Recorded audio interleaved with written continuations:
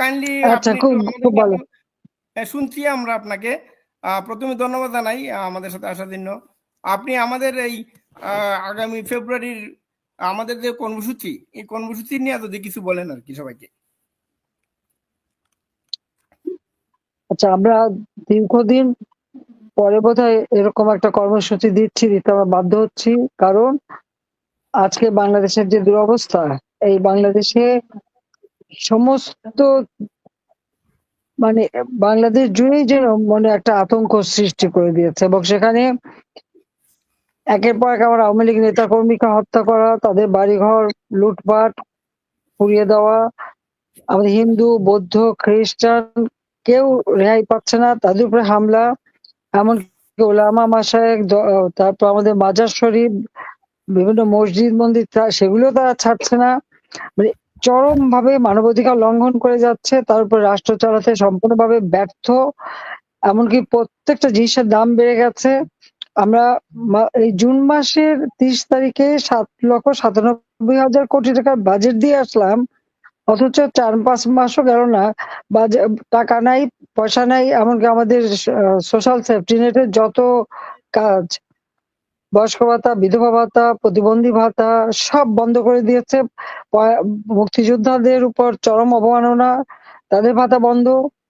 আমাদের মানে মানুষের জীবনের জন্য কোনো মূল্য নেই। প্রত্যেকটা থানায় আক্রমণ, থানা জ্বালিয়ে দেওয়া, থানার মধ্যে পুলিশ রেখে তাদেরকে পিটিয়ে মারা, এমনকি একটা অন্তঃ পুলিশ কনস্টেবল বারবার মাপ চাওয়া সত্ত্বেও তাকে হত্যা, এবং যাকে যেখানে পাচ্ছে কোপাচ্ছে, হাত কেটে দিচ্ছে, মারছে। এবং আওয়ামী লীগের তো অগণিত নেতা কর্মী, প্রায় আমরা এই পর্যন্ত প্রায় 400-র কাছাকাছি নাম পেয়েছি যাদেরকে নির্মমভাবে হত্যা করেছে। তার উপর কয়েক হাজার হাজার বিষয়ের মতো আহত, এমনকি ছেলেকে পায়নি, মাকে কুপিয়ে মারি, অথবা মা আর এক জায়গায় দেখলাম মাকে অ্যারেস্ট করে নিয়ে গেছে। মা, চাচি তাদেরকে আগুন দিয়ে পুড়িয়ে মারা, বা ভাই কাউকে ছাড়ছে না। এইভাবে একটা অরাজক পরিস্থিতির সৃষ্টি, সারা দেশ যেন আতঙ্কে গ্রস্ত।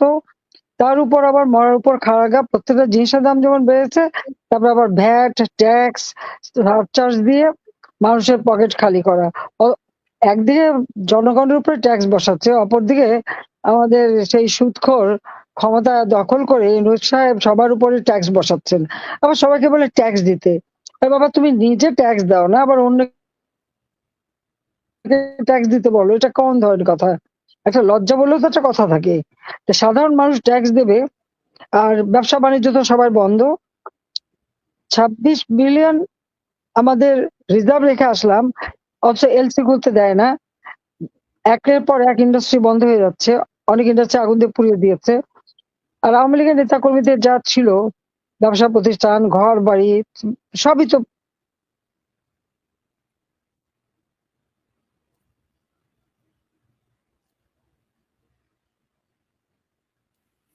Sushant, did we lose her? নেত্রী কানেকশনটা সাউন্ড আসতেছে না আপনার।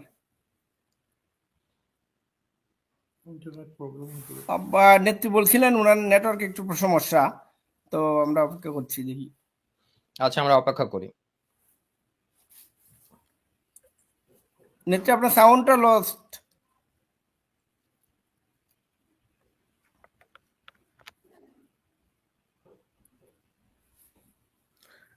আমরা মনে হয় কন্টিনিউ করতে পারি, উনি আসলে ওনাকে আবার কথা উনি বলবো। নেটওয়ার্কের প্রবলেম হচ্ছে হয়তো। না, মানে এর পরে তো আর কোনো কিছু বলার নাই। উনি খুব কুইকলি এবং খুব চমৎকারভাবে সামারাইজ করছেন কেন এই ফেব্রুয়ারি মাসের কর্মসূচি, তাই না? একদিকে তুমি আওয়ামী লীগের, ছাত্রলীগ, যুবলীগের সবাইকে ঘরবাড়ি ছাড়া করছো, পুড়িয়ে দিচ্ছ, তাদেরকে করছো। সরকারের করের ভার চাপিয়ে সাধারণ মানুষের উপরে, নিজেরা কর রিবেট নিচ্ছে, সন্ত্রাসের রাজত্ব হয়েছে বাংলাদেশ। এর প্রতিবাদ করার জন্যই তো মোটামুটি ভাবে এই কর্মসূচি। আর দেশের গণতন্ত্র, দেশ আজকে, এবং সেটার থেকে বাঁচানোর জন্যই উনি এই কর্মসূচি দিতে বাধ্য হয়েছেন। এবং উনি এখনো বাংলাদেশের প্রধানমন্ত্রী। আমি এটা মনে প্রাণে বিশ্বাস করি, উনি বাংলাদেশের প্রধানমন্ত্রী। আমি জানি তোমরা নেত্রী নেত্রী বলছো, বাট আমি মনে করি উনি বাংলাদেশের প্রধানমন্ত্রী। আমি মনে করি আচ্ছা, উনি আসছেন। নেত্রী, আপনার নেটওয়ার্কটা লস্ট হয়েছিল, প্লিজ কন্টিনিউ প্লিজ। কথা হচ্ছে যে জাতির পিতা বঙ্গবন্ধু শেখ মুজিবুর রহমানের স্মৃতি জাদুঘরে আগুন দিয়ে পুড়িয়েছে। কাজে এই অবস্থায় এদেরকে ছেড়ে দেওয়া যায় না। এই অন্যায়ের বিরুদ্ধে প্রতিবাদ করতে হবে এবং সবাইকে এক হয়ে থাকতে হবে। আর যে কর্মসূচি আমরা দিয়েছি সে কর্মসূচি সফল করতে হবে, কারণ রাষ্ট্র চালাতে সম্পূর্ণভাবে ব্যর্থ। একটা ক্ষুদ্র ঋণ দিয়ে গরিবের কাছ থেকে অর্থ চুষে নেওয়া, অতিরিক্ত সুদ নিয়ে নেওয়া আর রাষ্ট্র চালানোর মধ্যে তফাৎ আছে।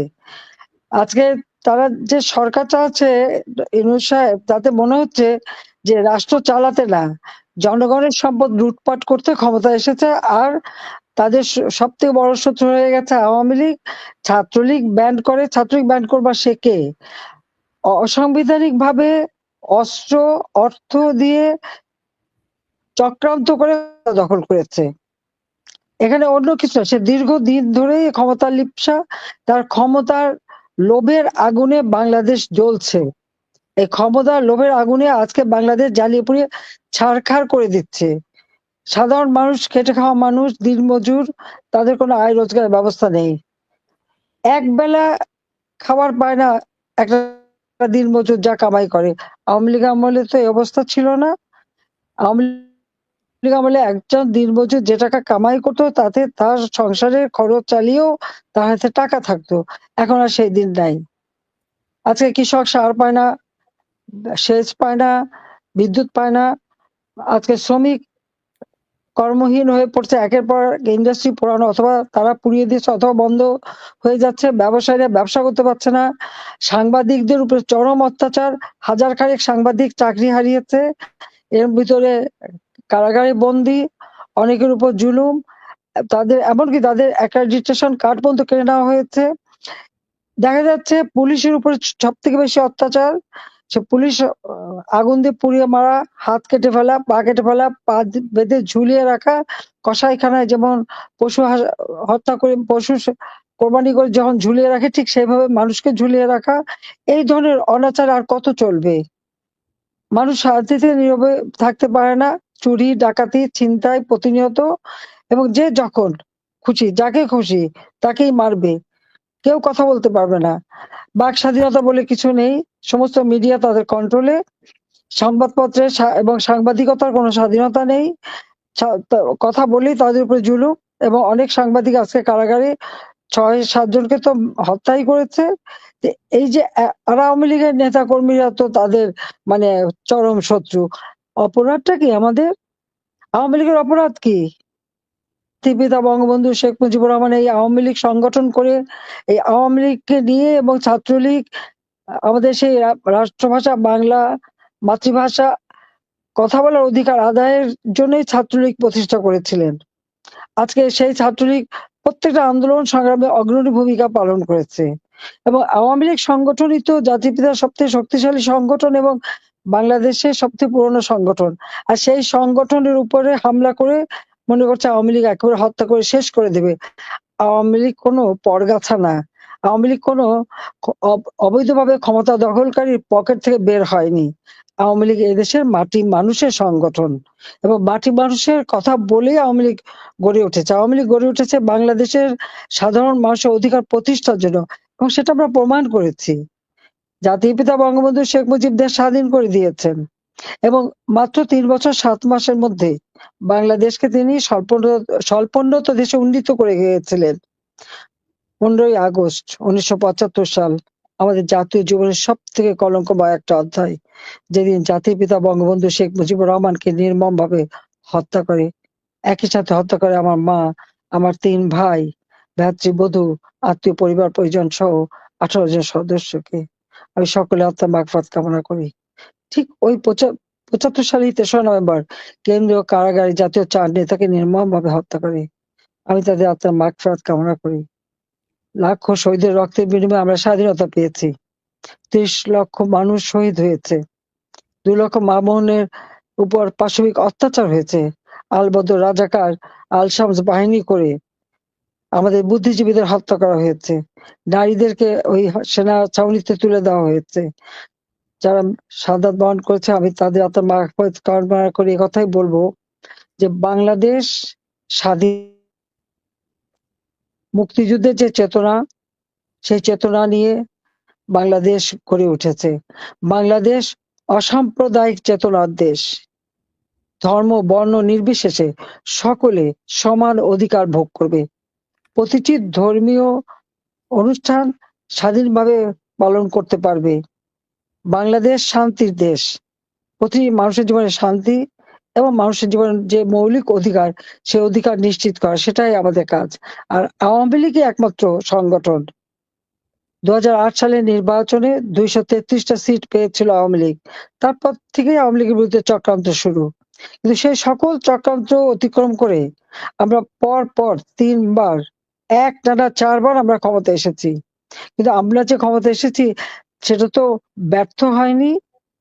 আমরা বাংলাদেশকে জাতির পিতা যেখানে 1975 সালে স্বল্পোন্নত দেশ হিসেবে রেখে গিয়েছিলেন, এরপর আওয়ামী লীগ ক্ষমতা এসেই বাংলাদেশকে আর্থ সামাজিক উন্নয়ন করে উন্নয়নশীল দেশের মর্যাদা এনে দিয়েছে। আজকে বাংলাদেশ কোথায় গেছে? ঠিক এই জুলাই মাস পর্যন্ত, তার আগ পর্যন্ত বাংলাদেশের একটা মর্যাদা ছিল বিশ্বব্যাপী। বাংলাদেশকে উন্নয়নের রোল মডেল হিসেবে চিহ্নিত করা হতো, সম্মান দেওয়া হতো। বাংলাদেশকে বলা হতো উন্নয়নের বিষয়, এবং আমরা তা করতে পেরেছিলাম। যেখানে দারিদ্র্যের হার 41% উপরে ছিল, আমরা তা কমিয়ে 18.7% নামিয়ে আনি। হতদরিদ্র 25.1% ছিল, আমি 5.6% নামিয়েছিলাম। প্রত্যেকটা ভূমিহীন গৃহহীন মানুষকে বিনা পয়সা আমরা ঘর দিয়েছি। ছাত্রছাত্রীদের বৃত্তি উপবৃত্তি দেওয়া হয়েছে। প্রায় 4 কোটি শিক্ষার্থী উপকৃত হতো। আমরা বিনামূল্যে বই দিতাম। কই এবারে বই দিতে পারলো না কেন? 1 জানুয়ারি নতুন বই ছাত্রছাত্রীদের হাতে তুলে দিয়েছি। ছাত্রছাত্রীরা কি আন্দোলন করলো যে আজকে তো আর নতুন বইও পায় না? অথচ আমাদের বাজেটে সব টাকা ধরা ছিল। বই ছাপানোর কত টাকা লাগবে সেটাও ধরা ছিল। সেখানে আরো 700 কোটি টাকা বেশি তারা দিল, বরাদ্দ দিয়েও বই দিতে পারেনি, সম্পূর্ণ ব্যর্থ। মানুষের খাবার দিতে পারে না। আমরা ইনফ্লেশন 8 থেকে 9% মধ্যে ধরে রেখেছিলাম, আজকে 14% উপরে। প্রত্যেকটা জিনিসের দাম বেড়েছে। হ্যাঁ, এখন শীতকাল, শাকসবজির একটু দাম কমেছে, কিন্তু তাতে মানুষের আয় তো বাড়েনি। কিন্তু আমাদের সময় মাথাপিছু আয় আমরা $2,793 উন্নীত করেছিলাম। আমাদের প্রবৃদ্ধি আমরা 7.025 অর্জন করি 2023-এ। 2400 আমাদের যে প্রান্তিকে আমরা আওয়ামী লীগ ক্ষমতা থাকতে 6.04% আমরা প্রবৃদ্ধি অর্জন করেছিলাম। আজকে সেই নোবেল লরেট ইউনূস সাহেব ক্ষমতা এসে সেই প্রবৃদ্ধি ওই একই প্রান্তিকে কমিয়ে এনে 1.81% নামিয়ে আনে। দেশকে এগিয়ে নিয়ে যেতে দেয়নি, পিছিয়ে দিচ্ছে। একের পর এক ব্যাংক বন্ধ হয়ে যাওয়ার উপক্রম, শেয়ার মার্কেটের টাকা সব লুটপাট। আর বাজেটে যত টাকা রেখে এসেছিলাম আমাদের সামাজিক নিরাপত্তা, ছেলে মেয়েদের বই, বৃত্তি উপবৃত্তি, বা বয়স্ক ভাতা, বিধবা ভাতা, প্রতিবন্ধী ভাতা, মুক্তিযোদ্ধা ভাতা থেকে শুরু করে দেশের উন্নয়নে যতগুলি কাজ আমরা করে যাচ্ছিলাম, সেই অর্থ সম্পদ সবই লুটপাট করে নিয়ে যাচ্ছে। গ্রামীণ ব্যাংকের টাকা পাচার করেছে, গ্রামীণ ফোনের টাকা পাচার করেছে, এখন আমাদের বাজেটের টাকাও পাচার, এবং মানুষের অর্থ আত্মসাৎ, তার উপর ভ্যাট ট্যাক্স সবকিছু দিয়ে মানুষের পকেট খালি এবং ইউনূসের পকেট ভারী। এটাই তারা করে যাচ্ছে। আজকে একটা কথা বলবো, ডক্টর ইউনূস, তার ভাই, ব্রাদার, বোন, তাদের ভাগ্নে ভাতিজা যে যেখানে আছে, কার কত সম্পদ বাড়লো এটার হিসাব নিতে হবে। উপদেষ্টা মন্ডলী, তাদের এবং তাদের পরিবার, স্ত্রী অথবা স্বামী অথবা ভাই, ব্রাদার, ছেলে মেয়ে, কার কত বেশি সম্পদ হয়েছে সেটা দেখতে হবে। যারা তার ওই চেলা চামুন্ডা ছিল, সমন্বয়করা, তাদের এই 4-5 মাসের মধ্যে কত সম্পদের মালিক হলো তারা। তাদের বাপ, ভাই আবার নতুন নতুন বিয়েও করেছে, শ্বশুর বাড়ি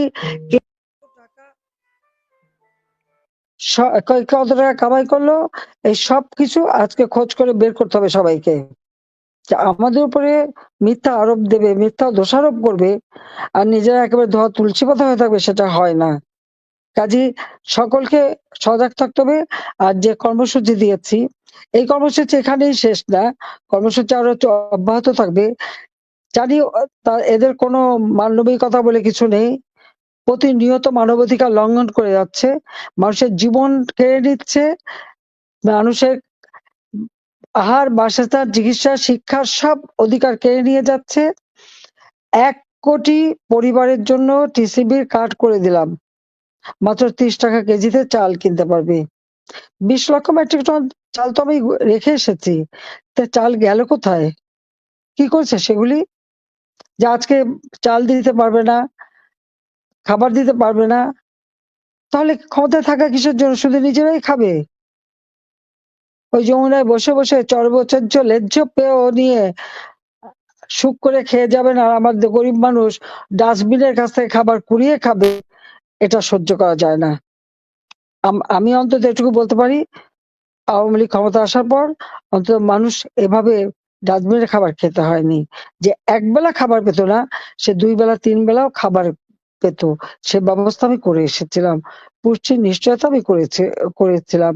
ঘরের কাছে আমি তাদের যা চিকিৎসার ব্যবস্থা, ঔষধের ব্যবস্থা করে দিয়েছিলাম। মাতৃ মৃত্যু হার কমিয়েছে, শিশু মৃত্যু হার কমিয়েছে।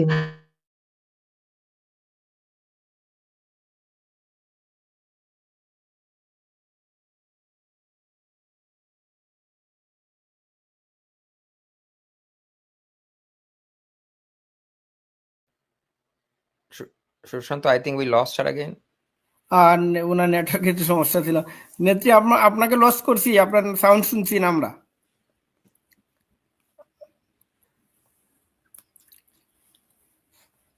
আর উনাকে মনে হয় সবাই ফোনও দিচ্ছে কথা বলার সময়, এর জন্য আর একটা সমস্যা হইতে পারে। হ্যাঁ, এটা একটা পালন সমস্যা। হয়। না আছে, ওকে। I think she's back. জি নেত্রী, বলেন প্লিজ। না, আমি ওটাই বলে যাচ্ছি যে আজকে বাংলাদেশের মানুষ কেন ডাস্টবিন থেকে খাবার কুড়িয়ে খাবে, এই জবাব ইউনূসকে দিতে হবে। কাজে আমি এটা বলবো যে আমাদের যে কর্মসূচি, এটা ঠিক, তোমাদের এখনই ঝুঁকি নিয়ে কিছু করতে হবে না, তোমরা সাধারণ মানুষের কাছে যাবে। আমাদের ওই শ্রমিক যে চাকরিহারা, গার্মেন্টস শ্রমিক বা অন্যান্য ইন্ডাস্ট্রির শ্রমিক, আমাদের কৃষক আজকে যারা সার পাচ্ছে না, হাহাকার করছে, তাদের কাছে যাবে। আমাদের যারা সাধারণ খেটে খাওয়া মানুষ, আশ্রয়ের ঘর কেড়ে নিয়েছে যাদের কাছ থেকে, তাদের, এবং আমাদের অনগ্রসর জাতি যারা, এবং প্রত্যেকের খোঁজ নিতে হবে, তাদের কাছে যেতে হবে এবং তাদেরকে সাথে নিয়েই পথে নামতে হবে, তাদের দাবি আদায়। ভ্যাট, ট্যাক্স যা কিছু আজকে নতুন ভাবে দিতে যাচ্ছে, আমি বলবো এই ইউনূস সরকারের কোনো অধিকার নাই এই ভ্যাট ট্যাক্স দেওয়ার। ভ্যাট ট্যাক্স দিতে হলে আইন করতে হয়, পার্লামেন্টে পাস করতে হয়, উড়ে এসে জুড়ে বসে দেওয়া যায় না। আজকে অবৈধভাবে ক্ষমতা দখল করেছে অবৈধ সরকার, যা কিছু নির্দেশ দেবে সবই অবৈধ, এবং এই অবৈধ কার্যক্রমের জন্যই, মানে মানুষের অধিকার কেড়ে নেওয়ার জন্য, মুখের খাবার কেড়ে নেওয়ার জন্য একদিন এদের শাস্তি পেতে হবে। প্রতিনিয়ত মানবাধিকার লঙ্ঘন করবার জন্য শাস্তি পেতে হবে। কাজে এই শাস্তি অবশ্যই তাদের হবে ইনশাআল্লাহ, এবং সেদিন বেশি দূরে না, এটুকু আমি বলতে পারি। আমি আছি, হ্যাঁ জানি। 5ই আগস্ট তাদের একটাই লক্ষ্য ছিল আমাদের 2 বোনকে হত্যা করা। 15ই আগস্ট আমরা বিদেশে ছিলাম, হত্যা করতে পারেনি। সেই খুনিদের অসমাপ্ত কাজই তারা করতে চেয়েছিল, কিন্তু আল্লাহ রাব্বুল আলামিন এবং দেশের মানুষ, আমার পার্টির নেতাকর্মী তো বারবার আমাকে বাঁচিয়ে আনে। 21শে আগস্ট গ্রেনেড হামলা থেকেও আমাকে বাঁচিয়েছিল, কারণ কিছু কাজ বাকি ছিল। যুদ্ধ অপরাধীদের বিচার, জাতির পিতার হত্যাকারীদের বিচারের কার্যকর করা, এবং দেশকে উন্নত করা। এই অভিশাপ থেকে দেশকে মুক্ত করেই আমরা বাংলাদেশকে উন্নয়নশীল দেশে উন্নীত করেছিলাম। আজকে আমাদের লক্ষ্য 2041 সালের মধ্যে বাংলাদেশ হবে উন্নত, সমৃদ্ধ, স্মার্ট বাংলাদেশ। বাংলাদেশের মানুষ আজকে সব থেকে কষ্টে আছে, বাংলাদেশকে পিছিয়ে দিয়েছে অনেক দূর, সেখান থেকে আবার বাংলাদেশকে এগিয়ে নিয়ে যেতে হবে। আর এই কাজটা বাকি আছে বলেই বোধহয় খোদা আমাদেরকে বাঁচিয়ে রেখেছেন। কাজে আমি যত দূরেই থাকি, আমার মনটা বাংলাদেশেই পড়ে আছে, আর আমি বাংলাদেশেই আছি। যে কোথায় আমি থাকলাম সেটা বড় কথা না, কিন্তু আমার বাংলাদেশটাই এবং বাংলাদেশের জনগণের পাশে আমি আছি, সেই বার্তাটাই দিতে চাই। আর এই অন্যায় অবিচার থেকে বাংলাদেশের মানুষকে ইনশাল্লাহ মুক্ত করব। কাজে এই আন্দোলনের যে কর্মসূচি আমরা দিয়েছি, তোমরা প্রত্যেকের ঘরে ঘরে যাবে এবং আমাদের বার্তাটা পৌঁছে দেবে এবং তাদের সকলের সুখ দুঃখের সাথী হবে, এটাই আমি চাই। জাতির পিতা প্রত্যাবর্তন দিবসে আমি বলেছিলাম সবাইকে যে শীতের কাপড় দিতে, অনেকে যারা দিয়েছে তাদের সবাইকে ধন্যবাদ জানাই যে প্রত্যেকে তাদের কাছে পৌঁছে দিয়েছে। না হলে ইউনূসের সরকারের দেখলাম একজন উপদেষ্টা 4 লক্ষ টাকার কম্বল বিলাতে 8 লক্ষ টাকা খরচ, ওরা আবার হেলিকপ্টার ছাড়া চলতে পারেন না। এক উপজেলা থেকে আরেক উপজেলা আবার হেলিকপ্টার লাগে। তো এই হলো তাদের অবস্থা। তার দেশের মানুষের জন্য কি করবে? নিজেরা করেই বাড়ি কুল পায় না, নিজেরা অর্থ সম্পদ লুটপাট করে নিচ্ছে, কি গাড়ি কিনবে, কি চলবে, এই নিয়ে ব্যস্ত। আওয়ামী লীগ তো সেটা করেনি। আওয়ামী লীগ মানুষের পাশে দাঁড়িয়েছে, পাশে ছিল। এক কলমের খোঁচায় সে স্থানীয় সরকারের নির্বাচিত সকল প্রতিনিধিকে বাতিল করে দিল। আজকে যদি স্থানীয় সরকারের সমস্ত প্রতিনিধিরা কাজ করতে পারতো, নিজেরা যেভাবে পারুক মানুষের পাশে তো দাঁড়াতো, মানুষের কষ্ট তো হতো না। কারণ তারা তো জনগণের নির্বাচিত প্রতিনিধি। অবৈধ ইউনূসের কি অধিকার আছে তাদের বাতিল করে দেওয়ার? প্রত্যেকটা কাজ করে যাচ্ছে। আজকে সংবিধান সংস্কার করতে চায়, এত বড় দুঃসাহস যে ওই সংবিধানে হাত দেয়। লাখো শহীদের রক্তের বিনিময়ে আমরা স্বাধীনতা পেয়েছি। জাতির পিতা বঙ্গবন্ধু শেখ মুজিব মাত্র 10 মাসের মধ্যে সংবিধান আমাদের দিয়েছেন। অনেকে কাটাছেঁড়া করেছে, কিন্তু সংবিধান বাতিল করবার সাহস কারো হয়নি, এবং এই সরকার তা পারবে না। এ অধিকার তাদের নাই, জনগণ সে অধিকার তাদের দেয় না, এটা তাদের মনে রাখতে হবে। কাজে জনগণকে আজকে রুখে দাঁড়াতে হবে, আর জনগণের পাশে দাঁড়াবে তোমরা। আমরা সবাই আছি তাদের পাশে। আমাদের বোধহয় যেদিন অবরোধ সেদিন পূজা আছে, কাজে পূজা থাকলে ওটা আমাদের যারা হিন্দু সম্প্রদায় তার সাথে আলোচনা করে প্রয়োজনে ওই প্রোগ্রামটা ভিন্নভাবে করা, আরো বেশি লিফলেট প্রচার, মানুষের কাছে দাঁড়ানো, অবরোধ বাদ দিয়ে ওটা করতে হবে। যদি তাদের অসুবিধা হয় সেটা জেনে নিয়ে, কারণ আমরা চাই আমাদের দেশের সকল ধর্ম বর্ণের মানুষই তাদের অধিকার সমানভাবে ভোগ করবে, যার যার ধর্ম শেষে পালন করবে। ধর্ম যার যার, উৎসব সকলের, এই নীতিটা আমাদের, এই স্লোগান, এটা আমরা মেনে চলবো। তো সবাই ভালো থাকবে, সুস্থ থাকবে। আর তোমাদের যেভাবে বললাম, আমাদের মধ্যে যথেষ্ট অপপ্রচার করে, ওর তো টাকার তো অভাব নাই। বাংলাদেশের সব টাকা চুষে নিয়ে বিদেশে পাচার করেছে। এখন বিদেশে কত টাকা পাচার করেছে সেটা খুঁজে বের করতে হবে। আমাদের বিরুদ্ধে তদন্ত করে। ইউনূসের বিরুদ্ধে 5টা মামলা হয়েছিল দুর্নীতি দমন কমিশনে। নিজে ট্যাক্স দেয়নি। 666 কোটি টাকার মামলার রায় 6 আগস্ট হওয়ার কথা ছিল।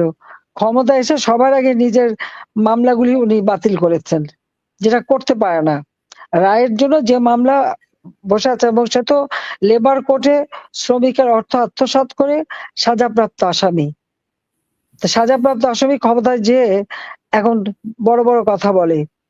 কাজে আবার আমি বলবো যে এই দুর্নীতি দুঃশাসনের কথা মানুষের কাছে তুলে ধরে এর থেকে মুক্তির পথ জনগণের অধিকার নিশ্চিত করা, এবং সেই অধিকার আমরা নিশ্চিত করব। এই প্রত্যয় নিয়ে সবাই এগিয়ে যাও, ইনশাআল্লাহ সাফল্য আমাদের আসবেই। জনতার জয় হবেই। জয় বাংলা, জয় বঙ্গবন্ধু, বাংলাদেশ চিরজীবী হোক। খোদা হাফেজ। জয় বাংলা, জয় বাংলা, জয় বাংলা। ঠিক আছে, ভালো থাকো সবাই। জি ধন্যবাদ, থ্যাংক ইউ। আমি দেখতে পাচ্ছি তোমাদের। থ্যাংক ইউ, ভালো থাকবেন আপনি। অনেক রাত হয়েছে, আমরা দুঃখিত আপনাকে এত রাত। আমি ভালো আছি, তোমরা ভালো থাকো, সাবধানে থাকো। জি থ্যাংক ইউ। আচ্ছা, একটা কাজ। জি জি বলুন।